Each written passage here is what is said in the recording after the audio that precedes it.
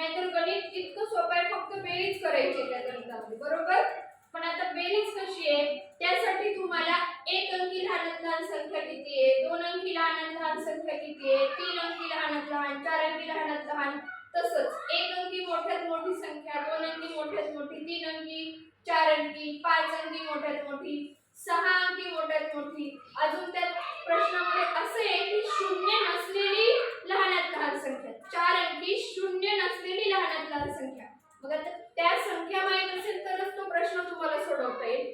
तर आता सगळ्यात पहिल्यांदा बघा की आपण सगळ्यात पहिल्यांदा शिकणार आहे एक अंकी लहानात लहान संख्या, दोन अंकी लहानात लहान, तीन अंकी लहानात लहान, चार अंकी लहानात लहान. लक्षात.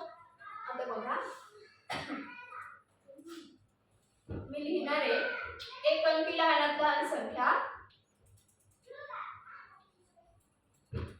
थोडं डोकं लावा बरं, तुम्हाला आठवतंय का काही. एक अंकी संख्या कोणकोणत्या आहेत? एक, दोन, तीन, चार, पाच, सहा, सात, आठ, नऊ. बरोबर. या झाल्या सगळ्या एक अंकी संख्या, बरोबर आहे की नाही. 10 जर घेतलं तर 10 मध्ये दोन अंक येतात. मग आता एक अंकी लहानात लहान संख्या किती येईल सांगा बरं मला. किती? एक. मग किती येणार एक अंकी लहानात लहान संख्या? एक. आता आपल्याला काढायचे दोन अंकी लहानात लहान संख्या पण शून्य असलेली.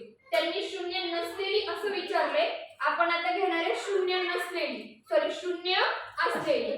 मग आपल्याला घ्यायचे दोन अंकी लहानात लहान संख्या.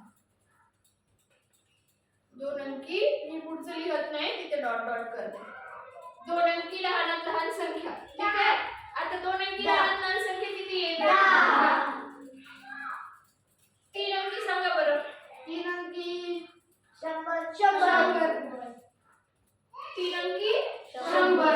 तीन अंकी काय? तीन अंकी लहानात लहान संख्या किती येणार? 100. पुढे चार अंकी लहानात लहान संख्या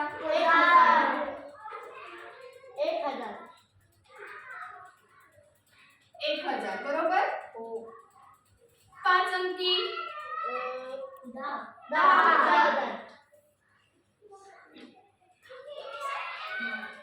आता ज्याही वेळेस तुम्हाला असा प्रश्न येतो की लहानात लहान संख्या, उदाहरणार्थ प्रश्नामध्ये असं दिलेलं असेल पाच अंकी लहानात लहान संख्येतून एक अंकी लहानात लहान संख्या वजा केली तर उत्तर किती, असा प्रश्न असतो कधी कधी. पाच अंकी लहानात लहान संख्येतून एक अंकी लहानात लहान संख्या वजा केली तर उत्तर किती. तर त्यावेळेस हीच संख्या घ्यायची, हीच संख्या घ्यायची. जर त्यांनी म्हटलं की शून्य नसलेली लहानात लहान संख्या असा जर उल्लेख असेल म्हणजे समजा शून्य नाही आला पाहिजे त्या संख्येमध्ये, तर काय घ्यायचं? सरळ एक एक एक एक घ्यायचं. काय घ्यायचं? एक एक एक एक. म्हणजे काय येणार? पाच अंकी शून्य नसलेली लहानात लहान संख्या असं जर म्हटलं तर ते शून्य ऐवजी एक एक एक. लक्षात. म्हणजे त्या संख्येमध्ये शून्य येणार नाही. आणि जर नुसतंच म्हटलं की पाच अंकी लहानात लहान संख्या तर सरळ 10,000 घ्यायची. लक्षात. नुसतं म्हटलं तर हेच आपल्या चालू द्यायचं. आणि जर त्यांनी उल्लेख केला असेल शून्य नसलेली तरच मग एक घ्यायचा. अन्यथा एक अंकी लहानात लहान संख्या किती रे? एक. दोन अंकी लहानात लहान संख्या 10. एक एक शून्य वाढवत जायचा. तीन अंकी लहानात लहान विचारलं पुढे एक यायचा, दोन शून्य, तीन अंक आले पाहिजे, पुढे शून्य शून्य वाढवत जायचा. चार अंकी लहानात लहान संख्या एक यायचा, पुढे तीन शून्य, चार अंक आले पाहिजे फक्त. आणि पाच अंकी लहानात लहान संख्या 10,000. म्हणजे एक एक शून्य लहानात लहान संख्या विचारली की एक एक शून्य वाढवत जायचं.